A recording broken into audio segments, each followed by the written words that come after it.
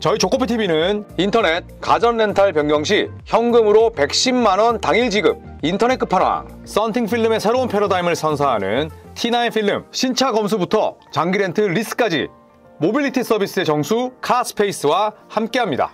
아직도 모르세요? 현금 지원금 110만원을 인터넷 끝판왕에서 지원해드립니다. 내가 내는 월 요금에 포함되어 있어서 안 받으면 나만 손해! 합리적인 요금 설계로 현금 지원금에 72만원 결합 할인까지 놓치지 마세요. 약정이 남아있어도 상관없습니다. 저희 구독자분들을 위해서 인터넷 끝판왕과 상담만 해도 스타벅스 커피 쿠폰을 쏩니다.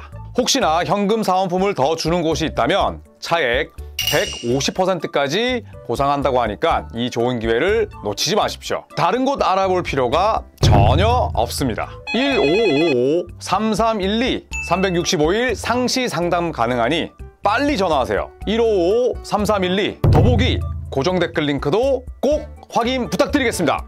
네, 안녕하세요. 조코피TV의 이민재입니다. 네, 오늘은 휴스턴 로켓츠와 케빈 듀란트의 연장 계약 이야기를 한번 살펴보겠습니다. 이 트레이드가 됐을 당시만 해도 당연히 듀란트가 휴스턴과 연장 계약을 맺을 것이다 라는 예상이 있었는데, 하지만 놀랍게도 트레이드가 발표된 지 한 달이 넘도록 아직 아무런 소식이 없습니다. 많은 분들이 궁금해 하실 것 같은데요. 왜 휴스턴이 이 듀란트와 연장 계약을 맺고 있지 않는지, 휴스턴이 돈 주기 싫은 건지, 아니면은 듀란트가 1년만 뛰고 휴스턴을 떠날 것인지, 이러한 부분에 대해서 많은 궁금증이 있으실 것 같습니다. 네, 오늘 영상을 통해서 이러한 궁금증을 한번 풀어보도록 하겠습니다. 자, 먼저 듀란트의 휴스턴 안착 과정을 다시 한번 짚어보도록 하겠습니다. 지난 7월이었죠. NBA 역사상 가장 큰 규모의 트레이드가 성사가 되었는데요.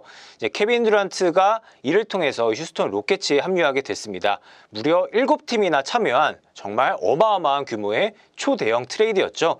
이 트레이드를 통해서 휴스턴은 제일런 그린과 딜런 브룩스, 그리고 여러 장의 미래 드래프트 지명권을 내주면서 케빈 듀란트와 클린트 카펠라를 영입하게 되었습니다.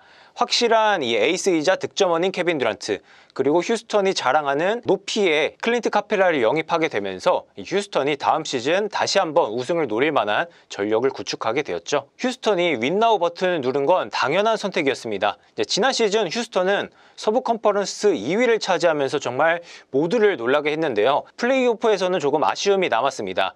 1라운드 때 골든 스테이트 워리어스를 만나서 3대4로 7차전 접전 끝에 패배를 했기 때문이죠. 휴스턴이 정규 시즌 내내 보여줬던 그 강점은 바로 수비였습니다.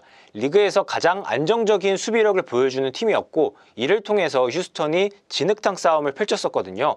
하지만 이 플레이오프에서는 자신들의 그 약점인 공격력이 다시 한번 노출이 되었습니다. 지난 시즌 휴스턴의 하프코트 오펜스 효율성은 리그 22위였는데요. 리그 평균에도 미치지 못할 정도로 5대5 세트된 상황에서의 공격은 너무나 처참했습니다. 그렇기 때문에 듀란트의 영입은 이 아쉬운 공격력을 단번에 채워줄 수 있는 확실한 득점원을 확보했다는 점에서 명확한 계획을 수행한 결과였죠. 그리고 지난 시즌 플레이오프에서 가장 아쉬웠던 선수는 바로 제일런 그린인데요. 플레이오프 내내 평균 31분을 뛰었는데 단 13점 3득점, 야투 성공률 37.2%, 3점슛 성공률 29.5%에 그쳤습니다.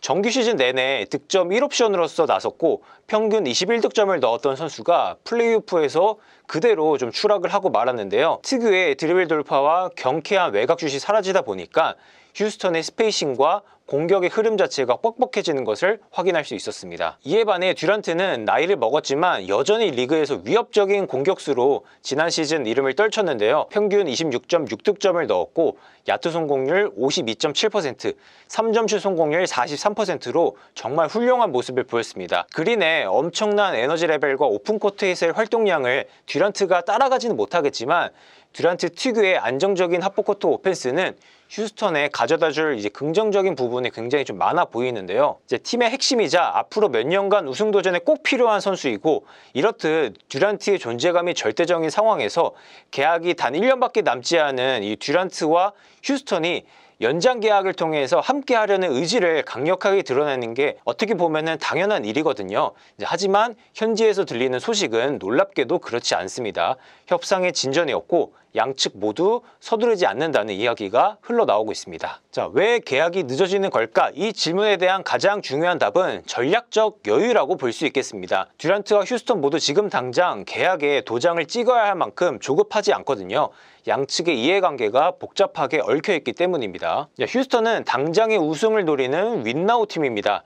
팀의 핵심을 이루는 선수들도 매우 젊은데요. 아멘 탐슨도 있고 타리이슨도 이제 계약이 곧 만료가 되기 때문에 이 둘을 붙잡기 위해서는 거액의 연봉이 필요합니다. 특히나 이들 모두 좋은 활약을 펼치고 있어서 다음 계약에서는 큰 폭의 연봉 인상을 기대하고 있거든요. 휴스턴이 이들과 장기적인 관계를 맺기 위해서는 셀러리 캡을 유연하게 관리를 해야 되는데 앞으로 돈 쓸 일이 많다는 이야기겠죠. 자, 그런데 듀란트의 상황을 한번 살펴보시죠. NBA 역사상 가장 위대한 득점원 중 한 명으로 듀란트가 뽑히긴 하지만 현재 만 36세입니다. 그리고 다음 계약이 되면은 37세나 38세가 될 겁니다. 게다가 2019년에 아킬레스건 파열 부상으로 인해서 그 이후의 출전 기록을 본다면은 완벽하게 건강한 시즌을 보낸 적이 많지 않았거든요. 자, 지금 보시다시피 결장 경기도 꽤 많은데요. 휴스턴 입장에서는 듀란트의 가치를 의심하는 게 아니라 선수 커리어 후반기에 접어든 듀란트에게 셀러리 캡 35%를 차지하는 맥시멈 계약을 선뜻 제시하기 어려운 거죠. 따라서 어떠한 계약이 양측에 가장 이득이 될지 천천히 그리고 신중하게 논의하려는 모양새입니다. 하지만 다행인 점은 여러 보도에 따르면 듀란트 역시 맥시멈 계약을 강하게 요구하지 않는다는 거죠. 듀란트는 이미 많은 돈을 벌었고 이제는 우승과 안정적인 환경에 더 초점을 맞추고 있다고 하는데요. 그래서 이제 휴스턴이 맥시멈 계약보다 더 낮은 선에서 합리적인 계약을 제안할 것으로 예상을 하고 있습니다. 자, 현지에서는 지금 2년간 1억 2천만 달러가량의 금액이 가장 많이 언급이 되고 있는데요. 자, 그렇다면 휴스턴이 듀란트에게 장기 계약을 안겨주지 않는 이유는 무엇일까요? 위에서 언급한 나이와 부상에 대한 불안감도 있겠지만 가장 결정적인 이유는 바로 NBA의 38세 이상 규정 때문이라고 볼 수 있습니다. 이 규정은 선수가 38세를 넘기게 된다면 4년 이상의 장기 계약을 맺을 수 없다는 내용이거든요. 구단이 선수의 실제 은퇴 시점을 넘어서까지 계약을 맺어서 셀러리 캡을 조작하는 걸 막기 위해서 도입이 된 겁니다. 듀란트는 현재 36세고 새로운 계약이 시작되는 2026-27 시즌에는 38세가 됩니다. 따라서 규정상 4년이나 5년짜리 장기 계약은 불가능하고요. 최대 3년까지만 계약이 가능합니다. 사실 이러한 단기 계약은 듀란트와 휴스턴 모두에게 긍정적일 수 있거든요. 이제 듀란트 입장에서는 마지막 해에 플레이어 옵션을 포함하게 된다면 2년 계약을 체결하고 1년만 치른 다음에 2027년 여름 팀 상황을 보고 재계약을 맺거나 혹은 휴스턴의 우승 경쟁력이 없다면 자유롭게 떠날 수 있는 유연성을 확보할 수 있습니다. 자, 휴스턴 입장에서 본다면 듀란트가 2027년 여름에 FA가 되면 팀은 셀러리 캡의 여유분을 확보해서 젊은 선수들과 계약에 활용을 하거나 다른 스타를 영입하는 등 이제 재정적인 유연성을 가질 수 있거든요. 그러니까 이제 장기 계약을 맺을 수 없는 규정도 있겠지만 단기 계약 자체가 듀란트와 휴스턴 모두에게 아주 긍정적이라고 볼 수 있는 거죠. 자, 그렇다면 듀란트가 휴스턴과 어떤 계약을 맺을 수 있는지 한번 시나리오를 살펴보도록 하겠습니다. 이제 듀란트가 맺을 금액은 일단 맥시멈 금액으로 한번 가정을 해보겠습니다. 먼저 연장 계약입니다. 10년차 이상의 선수가 맥시멈 계약을 맺을 때 셀러리 캡의 35%를 받을 수 있거든요. 여기에 연봉 인상률 8%를 적용해서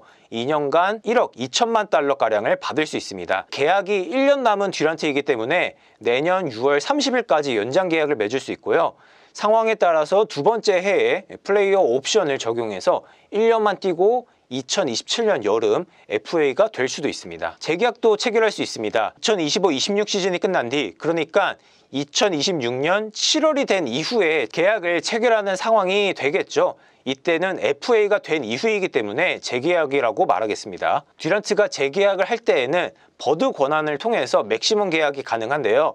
38세 이상 규정에 따라서 최대 3년까지 가능합니다. 마지막 해에는 플레이어 옵션을 포함할 수 있고요. 이때도 연장 계약 때와 마찬가지로 시작 금액은 같고 이후에 8%씩 올라갑니다. 다른 팀으로 이적할 가능성도 충분히 있겠죠. 만약에 2025-26 시즌 휴스턴에서 뛴 다음에 26년 여름에 다른 팀으로 이적한다고 가정했을 경우 2026-27 시즌 첫 해 금액은 연장 계약 시 금액과 같습니다. 셀러리 캡의 35%를 받기 때문이죠. 자, 하지만 팀을 옮겼기 때문에 연봉 인상률은 8%가 아니라 5%가 됩니다. 버드 권한을 활용한 재계약 조건보다 총 금액은 줄어들게 됩니다. 자, 그러면 오늘 이야기를 한번 다시 정리해 보겠습니다. 지금 듀란트와 휴스턴의 협상이 더딘 이유는 심각한 불화가 아니라 양측 모두 내부적으로 처리해야 할 일이 있고 세부 사항을 조율할 게 많기 때문입니다. 휴스턴은 듀란트와 계약 규모뿐만 아니라 앞으로 젊은 선수들에게 지출할 비용까지 고려하면서 연장 계약으로 갈 것인지 재계약으로 갈 것인지 아니면은 규모는 얼마로 할 것인지를 신중하게 논의하고 있는 거죠. 자, 그리고 휴스턴이 듀란트를 아무리 좋아해서 장기 계약을 주고 싶어도 할 수 없는데요.